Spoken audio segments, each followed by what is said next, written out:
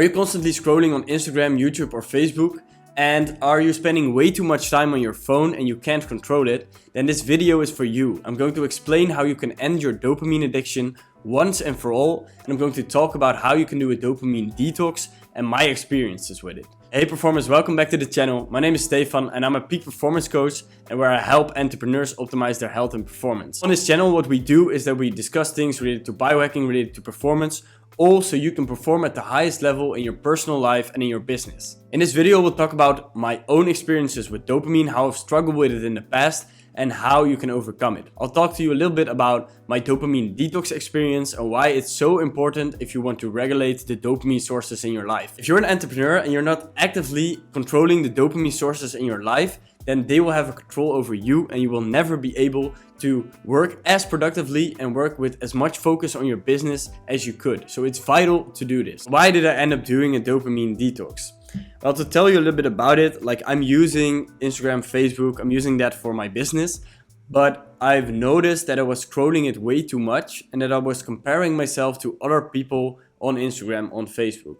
I also noticed that the moments where I didn't know what to do or I was bored, for example, I immediately wanted to listen to music. I wanted to look at Instagram, wanted to scroll over there, and I just noticed that it was having a very bad effect on my performance and my output.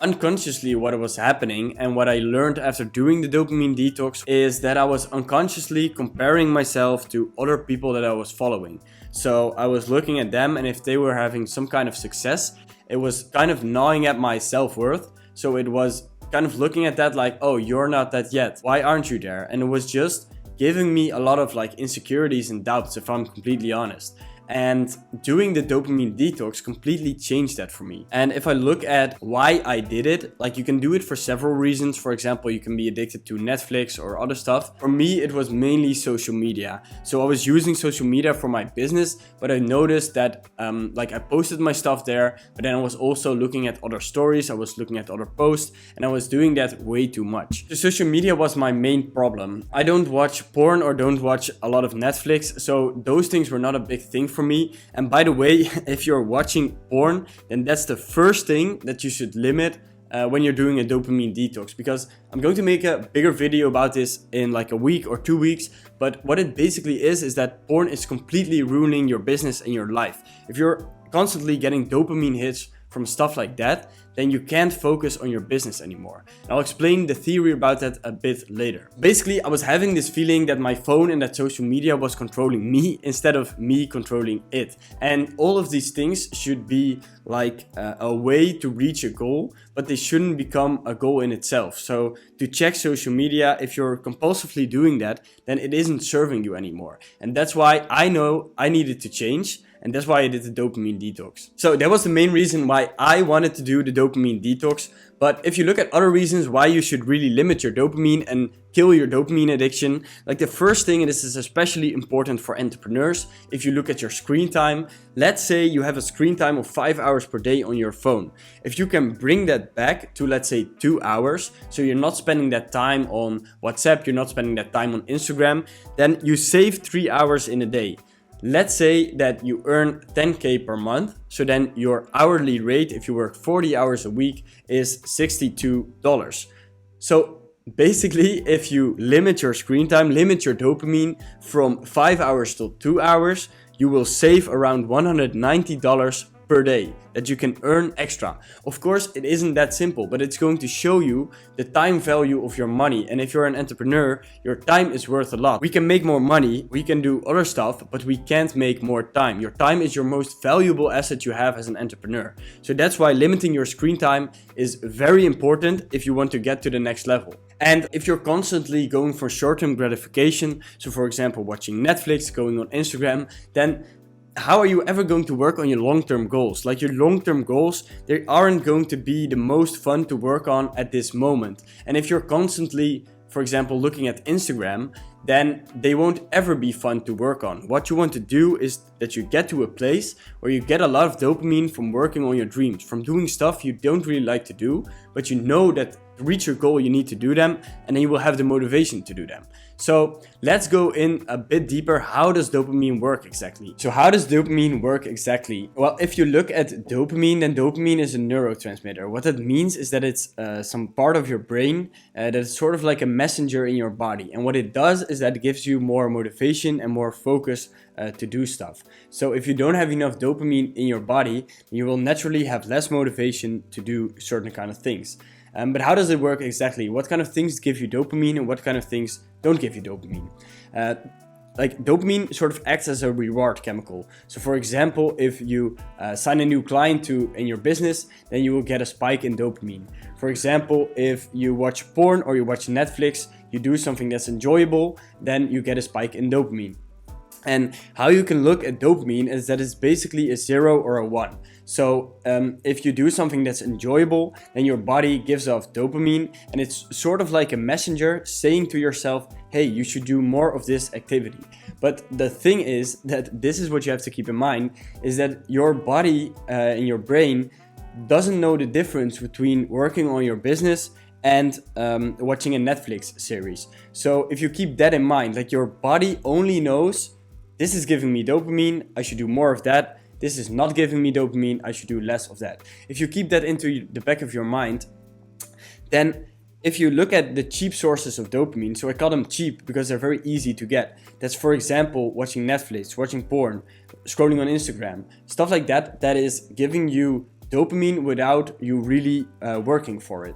So what happens then if, like, look at your own life. If someone says to you, hey, you can get this reward without like doing a lot of stuff, or you can get this reward while doing a lot of hard stuff. So for example, going to the gym 3 or 4 times a week, working on your body, working on your business. So those are the hard stuff. Like, what will you choose? You will always go for the easy stuff, right? That's the same thing that your brain is doing with dopamine. So if you want to limit like your dopamine, this is exactly how dopamine works, then you should limit the cheap dopamine sources, because then your body will become sensitive to dopamine again, and it will give you more dopamine while working on your business. And that's the thing that you want. You want to get that motivation from working on your business, doing stuff that brings you like closer to your goals, instead of doing stuff that is literally pushing yourself further away from your goals. So watching Netflix, watching porn, stuff like that.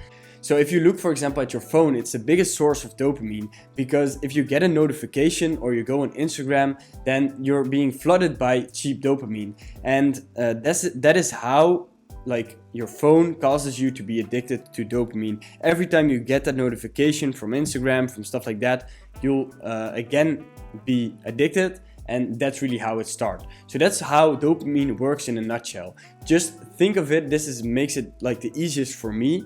Think of it as a 0 and a 1. You get a 1 when you do something enjoyable and you get dopamine from it, and you get a 0 when you don't do something enjoyable. So your body is literally saying to yourself, do more of this and do less of that. And you want to make it like this, that the things that are long-term good for you are giving you the dopamine, and you're not doing the stuff that's like not really good for you in the short term, or in the long term, that are only good for you in the short term. You want to limit all of that. So don't beat yourself up if you're addicted to dopamine, because it's literally what our brain wants. And all of these big companies, so the phone companies and the social media companies, they know how all of this stuff works. So they know how they can manipulate you to like get your screen time to 5-6 hours, to constantly watch Netflix, to constantly like scroll Instagram.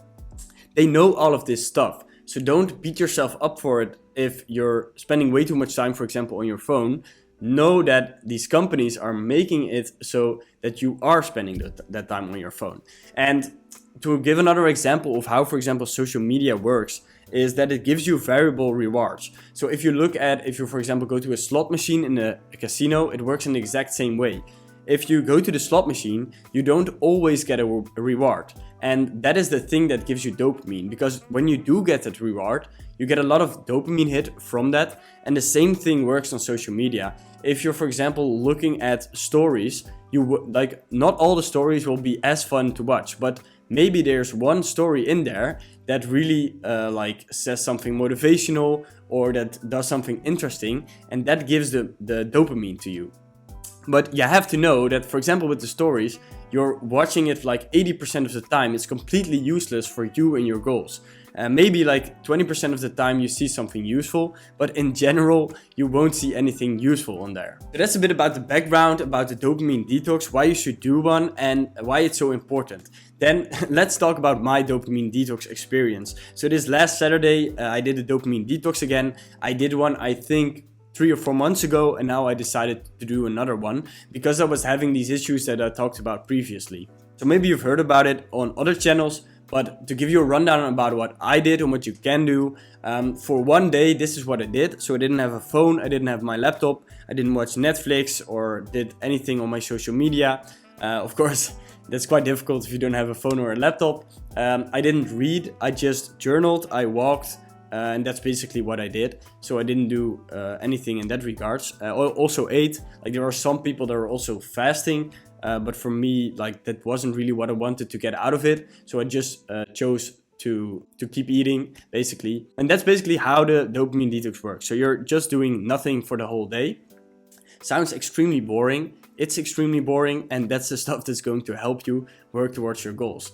So I can give you a rundown of the whole day, but basically what happened is that it gave me so much like rest in my head. Like, I just had complete, I don't know, when I'm normally working, I'm working a lot on Instagram and on Facebook, and I'm constantly busy with people on there and stuff like that. And now I had a full day where I wasn't doing that. So it gave my brain the capacity to think about other stuff and to think about, like, give a more top-down approach to what I was doing. So that's also the reason why a dopamine detox is so important. If you're constantly in like your business and in the stuff you're doing, you can never fully take a step back. And that's what the dopamine detox did the most for me. Take a step back, look at like how your life is going, and look at, for example, your negative habits, your positive habits. It also gave me the insight that your brain is basically, you can store information about 150 people. A realization I got when I was doing the dopamine detox is that if you're constantly on Instagram, then your brain is filling up that type of information with the people on Instagram. While those people, while they might be your friends, they are not really that valuable to you to like give up your brain capacity for. And that's what I really noticed with the dopamine detox. If you're constantly looking at Instagram, looking at other people's stories, then those people will take a place in your head. And because they take a place in your head, you can't use that brain capacity to be productive, to be focused. So really look at which people do I want to know, like how they're doing at life, to get some stuff from. And if like people do not fall into that list, delete them from social media. Make sure that you don't see their stories or don't watch social media at all. That's the biggest realization that I got from the dopamine detox. Then I also journaled a lot, so I wrote some stuff down. And what I noticed, like with my social media, what was happening unconsciously is that I was comparing myself to other people. So if you go on social media, then the only thing you see is like, it's only like the positive things that you see. And because you only see the positive things, so for example, when someone gets a new client or someone does something like really cool, that's the only thing that you see. And it's the same for me. Like, one of the things that I learned about it is that I should show way more like the struggles I'm having. So for example, I'm just honestly telling you now about the struggles I had with dopamine and with Instagram, for example. Because if you only see the perfect thing from people, then you get this fucked up image in your head that everything is perfect, and that if you have some type of problem or if you're struggling with something, that's not normal because no one is struggling with that with the people you see. But actually, like, everyone is struggling with that stuff. You just don't see it on Instagram. So that was the biggest realization I had, is that I shouldn't watch other people on Instagram because it was really fucking up my self-worth, how I saw myself and how I valued myself. I posted this on Instagram, but literally it's you versus you. Like, you can compare yourself to other people, but they're not in your position and you're not in theirs. So for example, if you compare yourself to someone, maybe that person has more experience in the stuff that you do.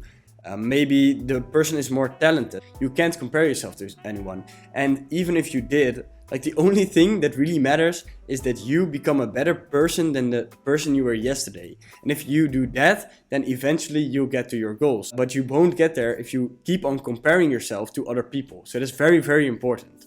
The last things that I noticed is that we're never allowing ourselves to think anymore. We're constantly doing something. So we're listening to music, we're reading, we're listening to a podcast, we're watching a YouTube video, but there's never a time in the day, like only when you get to bed and then your mind really starts racing, when you do nothing, when there's nothing coming in, so you're just taking a walk and you're thinking about some stuff. Like, we almost never do that anymore. And if you're so addicted to dopamine, then you also won't find value in it anymore. So what are the main results I got out of it and that you can get out of it as well? So for me, mainly the thing that I got out of it, but it could be different for you if you're, for example, more addicted to Netflix and stuff like that, is that I'm only going to use social media to post content on and to talk to people in messages. So I'm not going to scroll Instagram anymore. I'm not going to watch any stories. Basically, what I'm going to do is when I want to post something on Instagram, I'm re-downloading the app, I'm posting something and I'm deleting it again. And that sounds very bizarre, but that's literally the stuff you have to do if you want to up your performance. Because if you're not doing it, if you're constantly being controlled by dopamine, then it's very difficult to grow your business and to really work on the hard stuff. The thing that comes with that is that I'm not going to compare myself to others anymore. So I'm not going to look at other coaches in my industry. I'm just going to focus on myself. I'm literally not even going to watch their content or their YouTube videos. I'm just picking a few things. That's the thing I noticed. You get so much information from social media, from YouTube. What I'm going to do from now on is just limit my information sources from a few people. So if you, for example, look at YouTubers, I'm only going to watch Sam Ovens, Alex Becker, Ravi Abuvala, which is a business coach. I'm just going to look at those people because I know that they have value and they can help me reach my goals faster. And I'm not going to randomly look at stuff. I just want to see the information that I know will help me in reaching my goals faster. So that's basically my dopamine detox experience. It was such a game changer because I knew these things, but if you're never allowing yourself to think, to really come to terms with it, to journal about it, then you will never make that change in your life. So that's why I can highly recommend doing a deep dopamine detox if you want to reset your dopamine and you want to make a plan for after that. Now let's get into the end of the video. How can you do the dopamine detox? And I have some other tips for you as well at the end of the video. So first, just pick a day and start doing it. Don't think about it when is the perfect time to do it. Just pick a Saturday or Sunday and do it. That's the only thing you can think about. Are people going to message me? Will my business fall? Literally, if you do nothing for one day, your business won't fall apart. And if that's the case, then that's the first thing you need to work on. Just pick a day and start doing it. So then the rules for the dopamine detox. First thing that you can do, the things that are most important, is don't go on your phone, don't go on your laptop. Other things that you can do is, for example, don't eat as well. That are the main things. Just journal, just walk a lot, just think a lot. Sit there literally with your thoughts, maybe meditate, but don't do anything special. And the thing that I will have to say to you, you will be bored. And that's the whole point of the dopamine detox, that you will be bored. And another tip I can give is communicate with other people that you're doing a dopamine detox. Because if, for example, you have a team, then, or with your family or your friends, communicate to them hey, I'm not able to respond to your messages today or tomorrow, and it will be fine. If you communicate clearly, then there's no problem at all. Then the biggest thing that you have to look out for, and that is during the dopamine detox, that you make a plan for how to continue afterwards. Because the thing is, just doing the dopamine detox won't change your life. It can give you a reset, but it won't change your life. If you're constantly on your phone again and you're constantly looking at notifications, then you will never be able to make that real change in your life. So that's why it's so important that you make a plan for afterwards. So for example, what I did is that I'm only going to use social media for content creation and talking to people. And then I'm literally going to delete Instagram from my phone every time that I don't want to use it. And stuff like that, making rules for yourself, that makes sure that you can really make the change, because the dopamine detox will give you a reset, but it won't completely change your life. So that's why you really have to think about the lifestyle things that you want to change in regards to your relation with dopamine. Then another thing that I want to say, I'm using social media for my business, but if you're not using social media for your business, delete it from your phone. I mean, you don't need to have it for anything. You can watch, for example, your friends and stuff like that, but you can also just give them a call or text them like, how are you doing? What's been up in your life? You don't need social media to do it. You're constantly being programmed by other people to, for example, think about stuff that you want or the goals that you want. It's giving you a lower feeling of self-worth because you're constantly comparing to them, even unconsciously. So if you're not using social media for your business, delete it from your phone. It's the best thing that you can do. So if you want to cure your dopamine addiction, then schedule a quick chat with me in the link below. And in that chat, we'll go over your specific situation and what you can do to start controlling dopamine and start performing at a higher level.